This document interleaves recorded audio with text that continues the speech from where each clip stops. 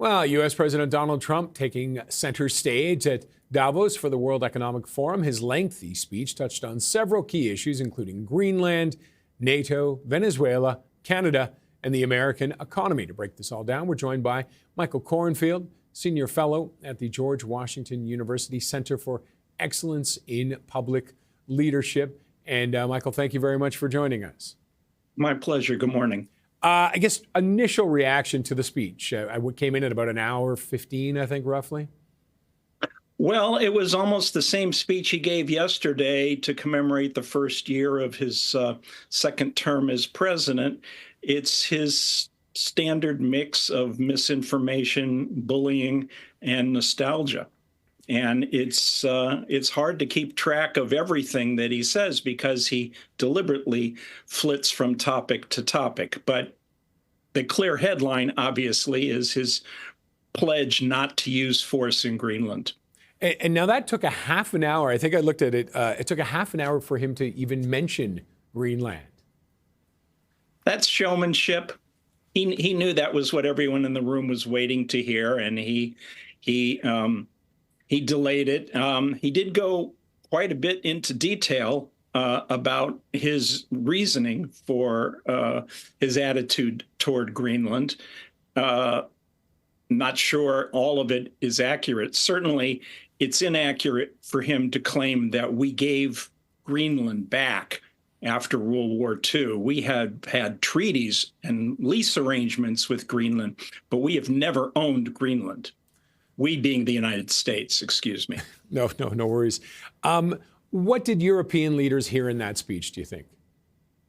Well, I think they have every right to be alarmed. It's an existential crisis for Europe and especially for NATO, who he took singular pleasure in attacking. And I would think that Xi in China and Putin in Russia would be delighted, are delighted at the spectacle of Trump driving a wedge between the United States, Canada, and Western or all of Europe, really. Dividing the alliance benefits those other superpowers.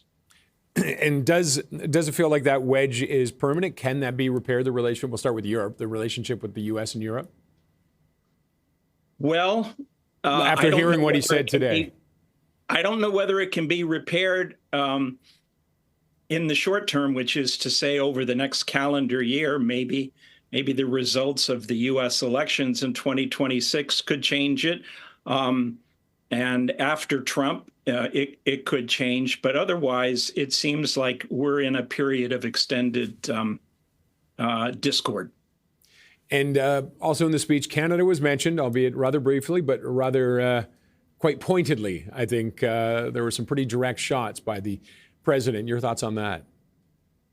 Well, I mean, he likes to bully people he disagrees with. He does not make the distinction between an opponent and an enemy. Everyone is an enemy, is according to him. And now Prime Minister Carney is on the at the top tier of the enemies list after his speech at Davos, speaking about the rupture. So Trump went after him.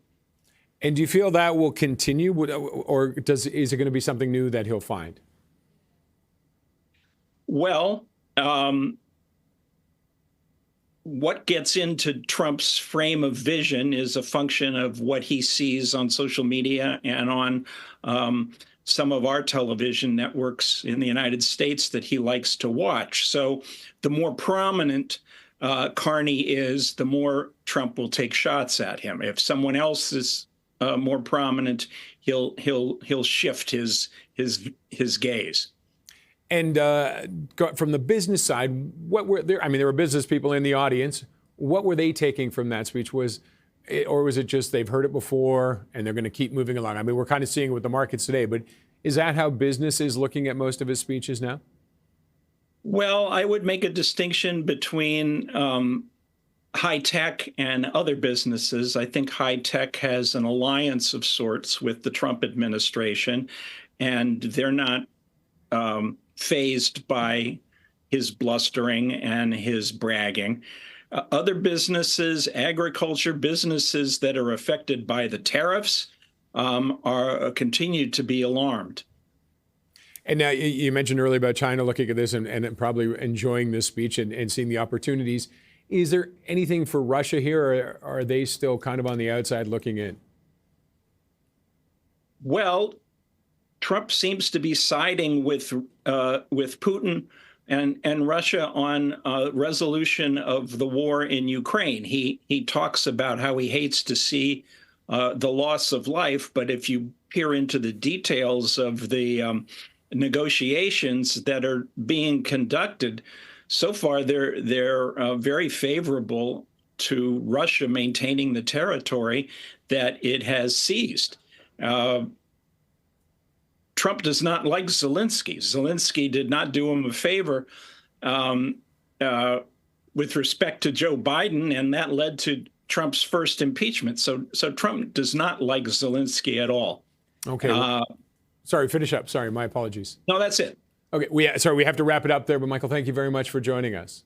You're welcome. Michael Cornfield is a senior fellow at the George Washington University Center for Excellence in Public Leadership.